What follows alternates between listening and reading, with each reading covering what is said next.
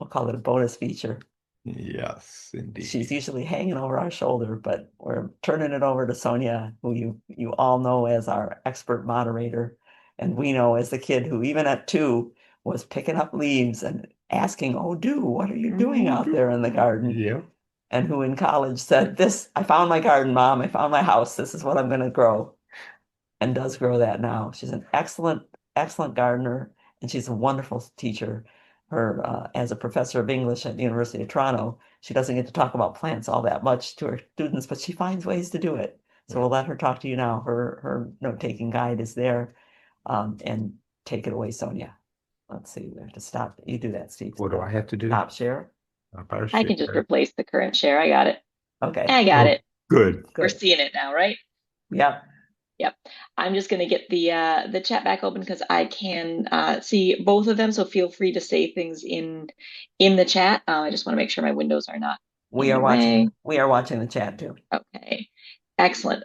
So this is, it seems like a bit of a jump in topic to go from the roots update to old gardens from the old world, but it's not. This is why we do what we do. This is why it matters that we plant roots right and we think about not just what we're going to get in 2 years, not what we're going to get until we sell this house in 5 years, but we think about 1,000 years from now. What will what will our legacies be for gardens? And I had the privilege of traveling through spaces that I'd been in before this summer, but really thinking about them with that eye to history and futurity. So I want to take you on a tour of 3 places that I went this summer that my husband and I went. Oxford Botanic Garden is where we're going to start, which was founded in 1621. Hampton Court Palace is where we'll go next, jumping back to a garden that's been established since the early 1500s. And finally, I'm going to take you to a surprise garden, a garden that surprised me, St. Peter and St. Paul Church in Chalden, which is at least 1086. So we are closing in on a millennium of gardens. So to start in Oxford, which we were visiting, but I lived in briefly back in 2000. I hadn't been there in 25 years. The city doesn't change much in 25 years. This is an ancient city. The city is first recorded somewhere around the 8th century AD. The university, they don't know exactly when it was founded, but they know that there's evidence of teaching there in 1096. This is the city today. It's a city that has one of the oldest and biggest libraries in the world, the Bodleian. It has one of my favorite natural history museums, which is a combination of a cathedral and a train station focusing on natural history. And Oxford might be most famous for all of its towers and spires, like Christ Church Cathedral and Magdalen College. And if you take a walk down south of the city, down to the bottom of the Christchurch Meadows, you can actually look across the meadows and see what's known as the dreaming spires of Oxford.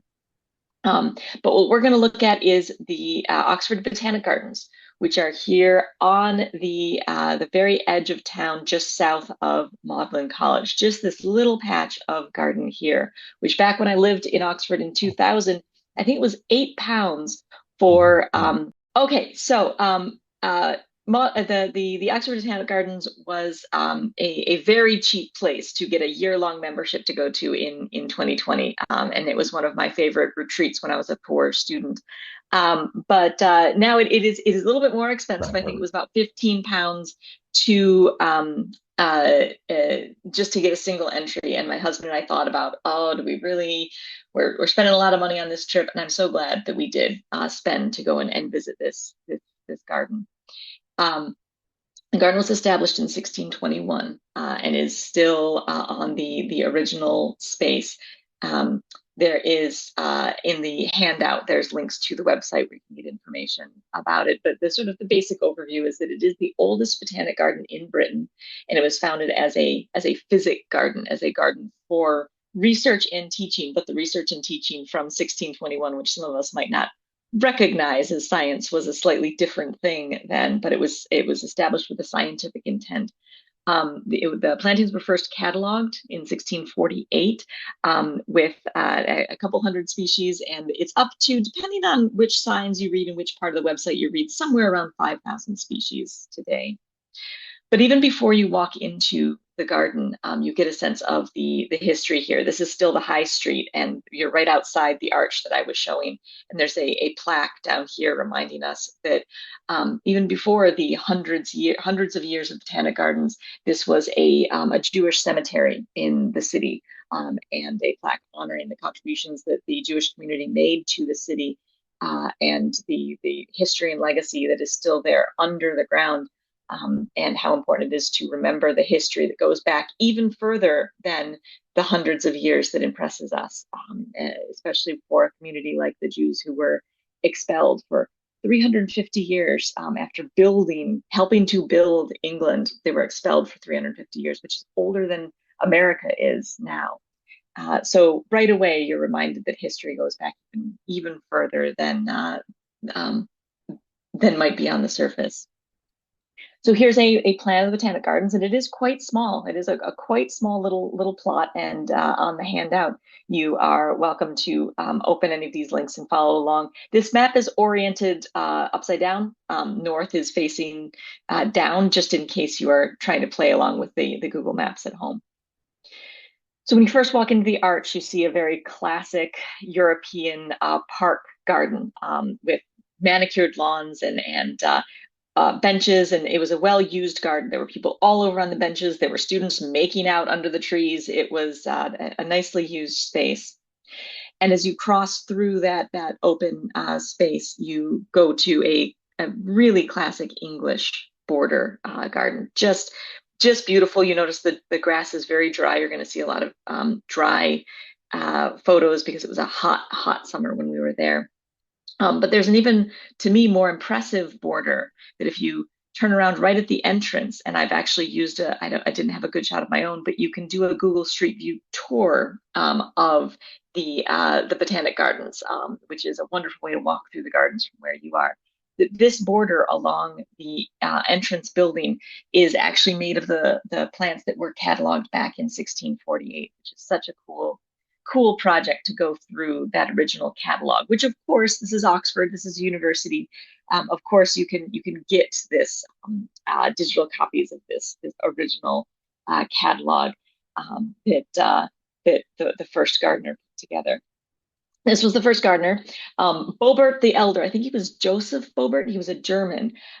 He was the first curator of the garden. And as we're reading the text from the slides here, Bobert was an eccentric, which surprises none of us in the gardening community. The guy who runs A Gardens is a known eccentric in town. He had a goat that followed him around.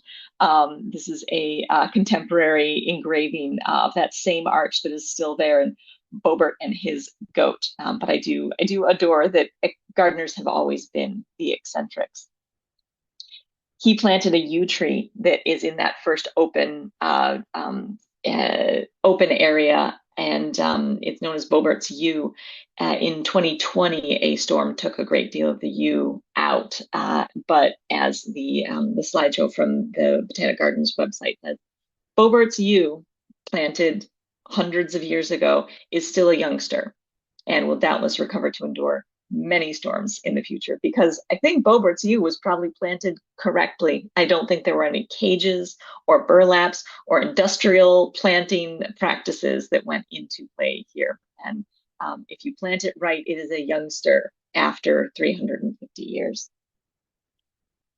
Then you progress further past the 1648 border into the medicinal plant beds, what the beds would have been when this was a physic garden, that have very charming signs about the plants there, like the mandrake root and all the mythologies around mandrake root. And they do still grow these plants there. The mandrakes were in the season when they are not their most impressive, just sort of splats on the ground. I was impressed at how many signs there were throughout. This is back at another set of borders as you're getting deeper south into the gardens. My husband interested in the signs, and they were very, very cool signs. They were part of a project about botanical immigration to Britain and Ireland, and honoring not just the immediate local history of this garden, this university, but the recognition that local history in a country like Britain is not just local, it is global. It is an imperial and a colonial enterprise that found and explored and took and abused and oppressed materials and humans from all over the world in order to build what we are now. And I appreciate the effort to say that this is a space of immigration, of human immigration, of plant immigration, and to honor that in these signs like the corn coggle, a conservation weathergrass, or tobacco, a global killer, the acknowledgement of what role these plants and their immigration, their use have played in the world. Inside the glass houses, the signs are even more deliberate about the history that goes with these plants, the hundreds of years of what these plants have meant, and the acknowledgement that banana, for instance, and our cultivation practices for banana means that since genetic variation is very small, banana production is vulnerable to disease outbreaks, which I think most of us here have heard something about the risk to all of our bananas in the world because of the sort of monoculturing of their genetic diversity. And sugarcane, straight out acknowledging that this plant does not have a neutral history, that sugarcane is a function of and an inducement for enslavement for hundreds and hundreds of years, and what it did for European empires and what it did to the places where sugarcane grew. And I appreciated these in the greenhouses in particular because the glass houses were originally built in order to grow these exotics, in order to grow coffee, tea, cotton, sugarcane, pineapples, all the things that are immigrant to Britain, even tea, a reminder that tea is not British, that it is an immigrant as well. The most British things in the world are not local, but part of a global garden. The glass houses are still there. They've been renovated since 1733. They're wonderful glass houses. They're small in scale, but absolutely full and beautifully cultivated. I loved the walks between the glass house rooms had wonderful sort of green wall plantings. Some of the rooms were just as delightful as we hope for, with these magical greenhouse spaces where you can be transported to incredible tropical places with plants that we only imagine in our dreams, in our alien fantasy dreams. And they have some gorgeous little displays, including this must be some form of dry ice or smoke machine that they are using to produce that mist effect, really beautifully curated and presented. But not entirely. It's a working garden, and it's a garden that tells the visitors that you are part of this garden and what you do matters, including carving your initials on agave matters. And that gardens are always in progress. Even the oldest gardens are changing and moving. I was delighted by the Titan Arum sign. That this is just a little tree. This is probably only a 4 or 5 inch caliper at most. It's only maybe 7, 8 feet tall, this plant here. But when it does bloom, it's the world's largest unbranched fluorescence. The Titan Arum, as the sign said, has never before bloomed in Oxford and promises to cause a public sensation when it does. Thinking forward, saying we're going to be here. People will, in another 300 years, still be visiting these gardens and enjoying these gardens, and looking forward to that. Like any British glasshouse, there are the giant water lily pads that ever since Jen and Steve took our family to England and to Kew Gardens in 1992, I have just always associated that you can't have a proper British glasshouse without these giant lily pads. Just for scale, this is my 6'1" husband standing next to them. These really are enormous things. And this glasshouse seems to be pretty much in place as it was back in the 1850s, that they've really kept that piece of history. You can see that it's almost as it was back in that original photo. Now, as you go furthest south into the garden, the furthest south tip of the garden, you can see Magdalen College Tower is now in the distance. This doesn't look very much like what I imagine an 1850 garden looks. It's quite wild back here. And at first, I was initially worried that this is just the story of so many botanic gardens and horticultural spaces that don't have the same budget and the same time allotment to keep up with maintenance. And I thought, oh no, how terrible to see that this is so pervasive everywhere. But then I looked a little bit more closely at these plantings that are indeed natural, are wild looking, but don't look like neglect. And it turns out that yes, the Merton borders are an intentional planting project. I know it's hard to read this sign on my slides here, so here's from the website. That they have done these plantings in order to focus on minimal environmental impact.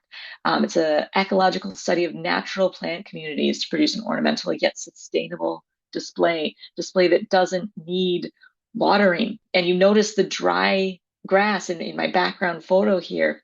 You notice the dry grass that even in Britain, the space of the greenest place in the world, climate change is having an enormous impact on our resource use. And so making the effort to turn so much of the Botanic Gardens into a dynamic and sustainable space is really, really wonderful. And beautiful as well to look at this and think this is actually a lovely meadow space, a lovely space that is full of opportunities for wildlife and pollinators. I was really delighted to see that this was a big change since I was there in 2000.